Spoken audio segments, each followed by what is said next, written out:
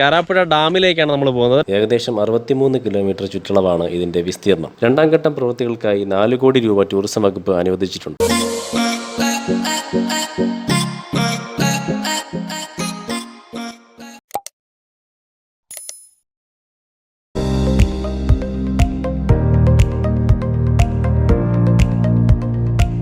Hi all, welcome back nation blogger. അപ്പോൾ പുതിയൊരു വീഡിയോയിലേക്ക് എല്ലാവർക്കും ഹാർദവമായ സ്വാഗതം. അപ്പോൾ ഞങ്ങൾ നമ്മൾ ഇന്നത്തെ ഈ എപ്പിസോഡിൽ നിങ്ങൾ കാണാൻ പോകുന്നത് ഏതാണ് സ്ഥലം? കാരാപ്പുഴ ഡാം. അതെ, കാരാപ്പുഴ ഡാമിലേക്കാണ് നമ്മൾ പോകുന്നത്. ഡാമിന് ഏകദേശം കുറച്ചൊരു 100-300 മീറ്റർ ഇപ്പുറത്തായിട്ട് നമ്മളിപ്പോൾ നിൽക്കുന്നുണ്ട്. അപ്പോൾ ഇവിടെ നിന്ന് നേരെ ഡാമിലേക്ക് പോകുന്നു. അപ്പം അവിടുത്തെ സുന്ദരമായ കാഴ്ചകളൊക്കെയാണ് വരാൻ പോകുന്നത്. അപ്പോൾ ഈ വീഡിയോ അവസാനം വരെ കാണുക. പുതുതായിട്ട് ചാനൽ വിസിറ്റ് ചെയ്തവരാണെങ്കിൽ നമ്മുടെ ചാനൽ സബ്സ്ക്രൈബ് ചെയ്യുക, സപ്പോർട്ട് ചെയ്യുക, ലൈക്ക് ചെയ്യുക. നിങ്ങളുടെ അഭിപ്രായങ്ങളും കാര്യങ്ങളൊക്കെ കമൻറ്റ് ചെയ്യാനായിട്ട് മറക്കരുത്. ഇപ്പോൾ കഴിഞ്ഞത് ഞങ്ങളുടെ പ്രതീക്ഷയും ബിൽഡപ്പും മാത്രമാണ്. ഒരുപാട് പ്രതീക്ഷയോടുകൂടി കാരാപ്പുഴ ഡാമും പാർക്കും കാണാൻ വേണ്ടി ഞങ്ങൾ അവിടേക്ക് ചെന്നപ്പോഴാണ്, പോകുന്ന വഴിക്ക് ഏകദേശം ഡാമിനോട് അടുക്കാറായപ്പോഴാണ് ഞങ്ങൾ അറിഞ്ഞത് കോവിഡ് കാരണം താൽക്കാലികമായി ഡാമും പാർക്കും ക്ലോസ്ഡ് ആണെന്നുള്ള വിവരം. ഏതായാലും ഞങ്ങൾ നിരാശരായി അവിടെ നിന്ന് മടങ്ങേണ്ടി വന്നു. എങ്കിലും ആരും വിഷമിക്കേണ്ട, ഈ ഡാമിനെക്കുറിച്ചും പാർക്കിനെക്കുറിച്ചുമുള്ള വിവരങ്ങൾ വളരെ ഡീറ്റെയിൽ ആയിട്ട് തന്നെ ഞാൻ നിങ്ങൾക്ക് പറഞ്ഞു തരാം. ഇന്നല്ലെങ്കിൽ മറ്റൊരവസരത്തിൽ എനിക്കും നിങ്ങൾക്കും അവിടെ പോകാൻ സാധിക്കുമെന്ന് പ്രതീക്ഷിക്കുന്നു. കാരാപ്പുഴ ഡാം സ്ഥിതി ചെയ്യുന്നത് വയനാട് ജില്ലയിൽ കാരാപ്പുഴ എന്ന സ്ഥലത്താണ്. പ്രധാനമായും ജലസേചനത്തിനായുള്ള ഒരു അണക്കെട്ടാണിത്.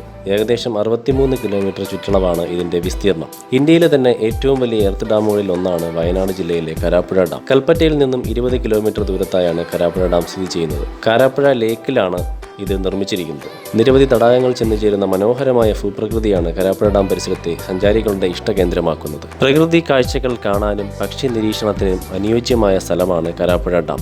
ഫോട്ടോഗ്രാഫി പ്രിയർക്കും ഇവിടെ ഇഷ്ടമാകും എന്നതിൽ സംശയം വേണ്ട. കൽപ്പറ്റയിൽ നിന്നും 20 കിലോമീറ്ററും ബത്തേരിയിൽ നിന്നും 25 കിലോമീറ്ററുമാണ് ഇവിടേക്കുള്ള ദൂരം. ജില്ലയിലെ മറ്റൊരു വിനോദസഞ്ചാര കേന്ദ്രമായ എടയ്ക്കൽ ഗുഹയിലേക്ക് അണക്കെട്ടിൽ നിന്നും 5 കിലോമീറ്ററാണ് ദൂരം. ഇനി നമുക്ക് കാരാപ്പുഴ ഡാമിനോട് ചേർന്ന് പുതുതായി ഓപ്പൺ ചെയ്ത പാർക്കിനെ കുറിച്ച് അറിയാം. വയനാട്ടിലെ പരിസ്ഥിതി സൗഹൃദ വിനോദസഞ്ചാര കേന്ദ്രമായി കാരാപ്പുഴ വികസിക്കുന്നു.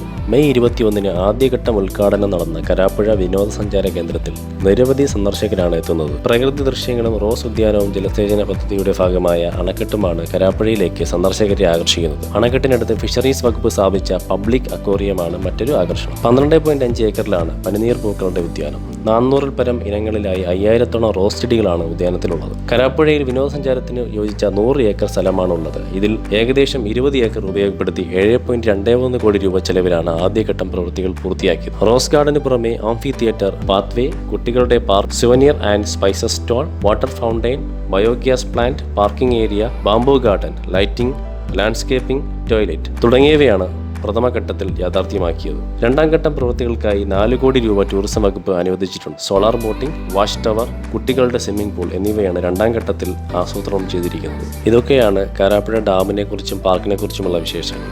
അപ്പോൾ എല്ലാവർക്കും വീഡിയോ ഇഷ്ടമായി എന്ന് വിചാരിക്കുന്നു. അപ്പോൾ ഏതെങ്കിലും അവസരത്തിൽ വയനാട് പോവുകയാണെങ്കിൽ ഉറപ്പായും കാരാപ്പുഴ ഡാമും പാർക്കും എല്ലാവരും വിസിറ്റ് ചെയ്ത് നോക്കുക. ഞാനും അതിനായി കാത്തിരിക്കുകയാണ്. മറ്റൊരവസരത്തിൽ ഡാമും പാർക്കും ഒക്കെ സന്ദർശിക്കാൻ കഴിയുമെന്ന വിശ്വാസത്തിൽ. ഈ വീഡിയോ ഇഷ്ടമായെങ്കിൽ നമ്മുടെ ചാനൽ ഒന്ന് സബ്സ്ക്രൈബ് ചെയ്യുക, സപ്പോർട്ട് ചെയ്യുക, ഷെയർ ചെയ്യുക. മറ്റൊരു വീഡിയോ ആയിട്ട് നമുക്ക് ഉടൻ തന്നെ വീണ്ടും കാണാം.